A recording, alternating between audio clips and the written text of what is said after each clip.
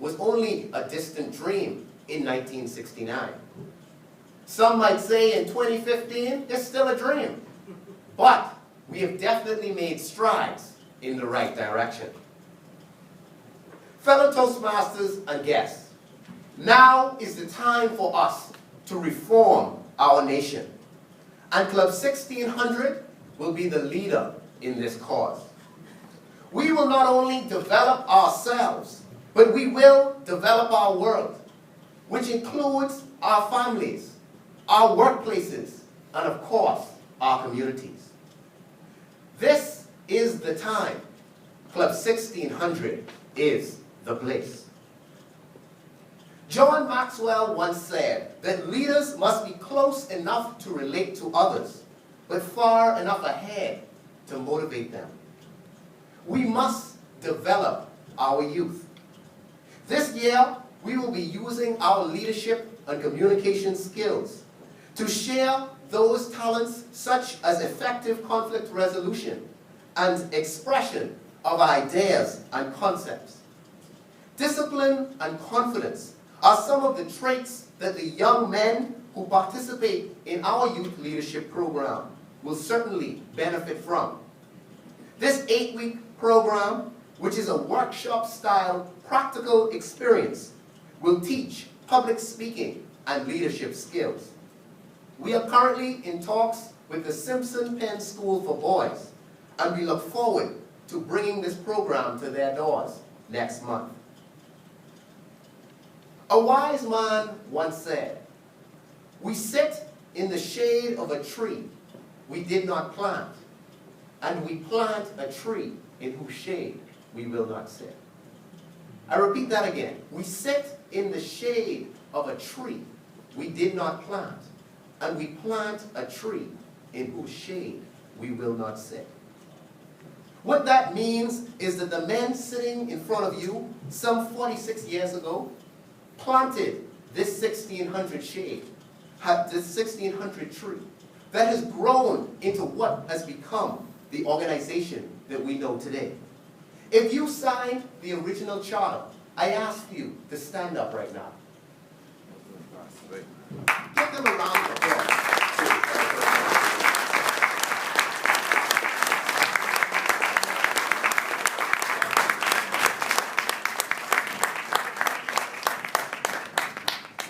Thank you.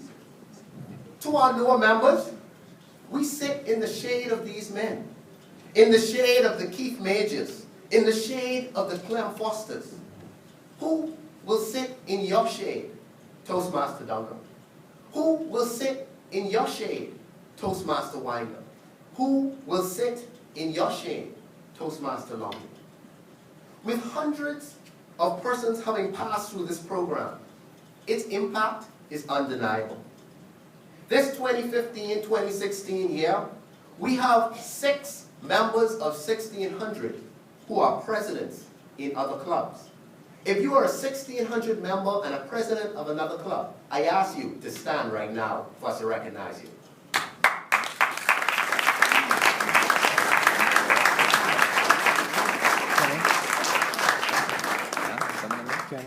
Additionally, having 5 current Toastmasters as members of Parliament speaks to the level of national development that emanates from this place. Some would even say that many didn't even have the speaking abilities until they came through our halls. We certainly know that Kendall Major learned his Robert's rules in the halls of 1600. This year, through a video series and a number of newspaper and magazine articles, we will share our knowledge and wisdom with the world.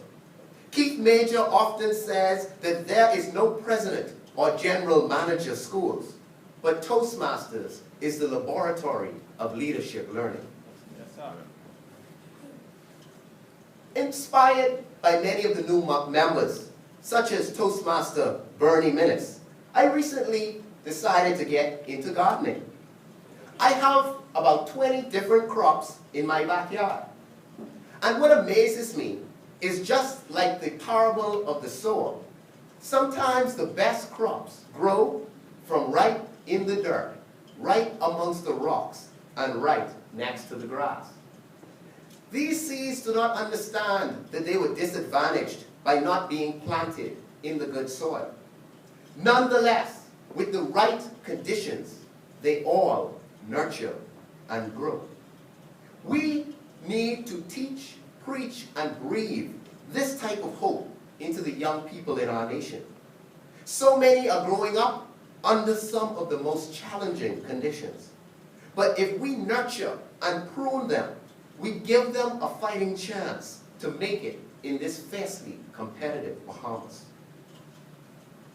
I still remember, just like it was yesterday, coming home disheartened after losing my first job in Miami.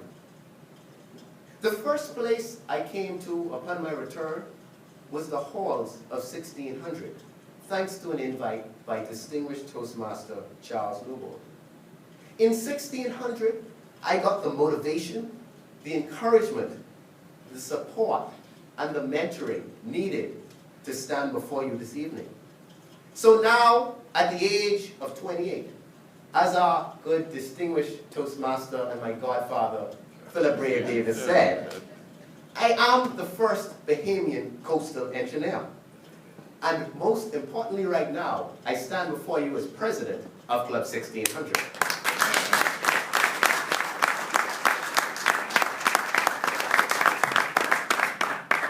Many persons have planted trees along the path. Toastmaster George Cox, who you will see was one of the original charters of this club, is one of my career mentors. He invested in me by giving me internships every summer and provided the starting block for my career. Because of Toastmaster Cox, I am where I am today. And as director of operations of my company, I hire 2 interns every summer because of what he instilled and the example he set for me. While he could not make it this evening because of health issues, I'd just like us to give him a round of applause.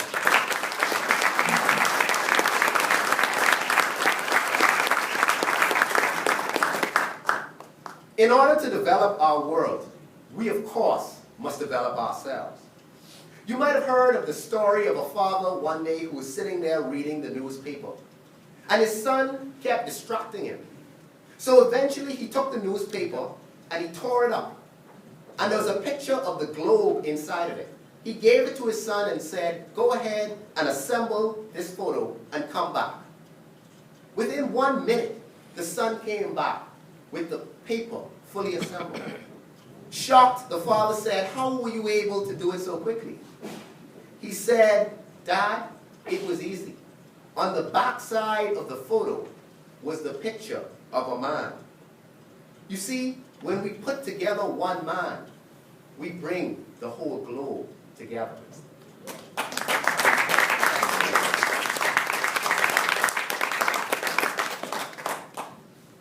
It is therefore critical, as we develop ourselves and develop our world, to raise a new breed of leaders who are not only courageous, but are also responsible. In recent times, we have seen boldness of young politicians as they speak against some of the decisions that are being made in this country, within and without their party support. Whether they are right or wrong is not my message this evening, but we must learn that to lead, you must be bold. Mark Twain once said, the 2 most important days of your life are the day you were born and the day you find out why. The day you were born and the day you find out why. We must therefore know why we are here. We must be able to communicate any frustrations about the injustices that have plagued our society for far too long.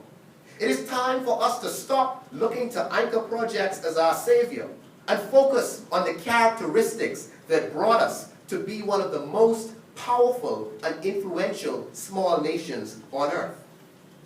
It is persons like Ernest Strawn, like Peter Drudge, and like Ed Carey, who had a vision of young men coming together to become leaders. The time is now. 1600 is the place. You see, we live in a time when competition is brought to our doorsteps. Our competitors for the Bahamian dream, many of which don't even have Bahamian passports. It is a time, therefore, for us to compete on an international level.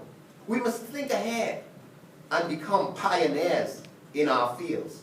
To survive, we must evolve. As Toastmaster Cyprian Gibson always says, we must go global. One way we evolve is improving our writing skills. And we will do that by being involved not only with youth speech contests, but also with youth essay contests this year. It is time for us to curb the norm that is now described in statements like LOL, BRB, BTW, etc., which have eroded the Queen's English that we once so meticulously learned. We must raise the standards of expectation and uproot the weeds of laziness and mediocrity. You see, the time is now, and Club 1600 is the place. We must develop our communities. In honor of our lost brother, Neil Vicente, we will once again distribute bags full of school supplies to the kids in Union Village. We will offer free haircuts, food, drinks, and fun for the entire family. There is a knowledge pavilion where life lessons will be shared. And this, it contributes to the part of the unselfishness that comes with planting trees. What seeds are you planting? Are you planting honesty, integrity, discipline, and responsibility? As we continue to develop our minds, we cannot neglect our bodies. This executive team will deliver an exciting J.C. Sweeting table tennis tournament. And of course, our beloved Ed Carey Boilfish Run. In addition to continuing to work with the Red Cross and Ranfully Home initiatives, we will also remain involved with Junior Achievement and the King Dor Parkinson's Foundation. Our leadership tour will take us to Exuma.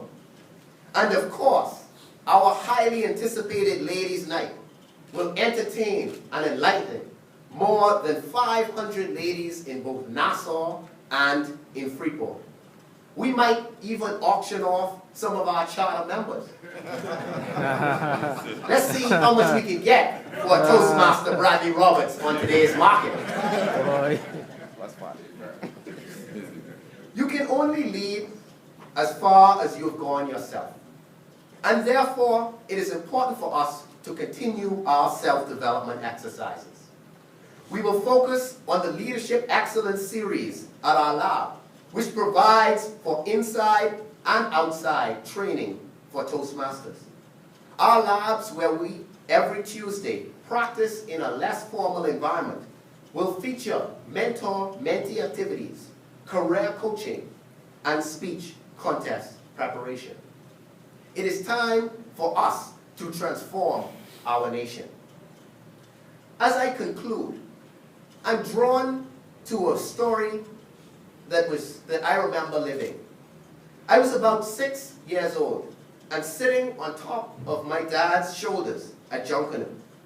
And I looked down and I asked him, "Daddy, what do little boys do who don't have a father?" It's unfortunate that today I still ask the same question. Ladies and gentlemen, now is the time for men to take more of a role in developing this nation through mentorship of the youth, especially our boys. I owe much of who I am today to the foundation that my parents set for me. Many young persons don't have such a foundation at home, and therefore it is incumbent upon us to provide as much as we can for them. I, of course, must thank my beautiful wife, who accepted the challenge of taking me on as a husband and remains a constant source of love and encouragement for me as we plant our trees. Give my wife a round of applause.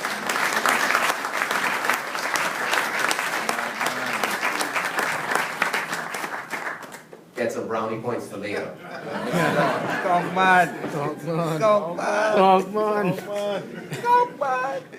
We sit in the shade of a tree we did not plant. And tonight we plant a tree in whose shade we will not sit. We have reaped the benefit of these stalwarts, not stalwart counselors, Uncle Brave, but the stalwarts. And now it is our time to step up to the plate so that one day, when we have passed the baton on to the next generation, they can say, now was the time, and Club 1600 was the place. So I ask that you join us for the best year ever, every Thursday at 8 o'clock at Super Club's Breezes, as we develop not only ourselves, but develop our world. Mr. Chairman.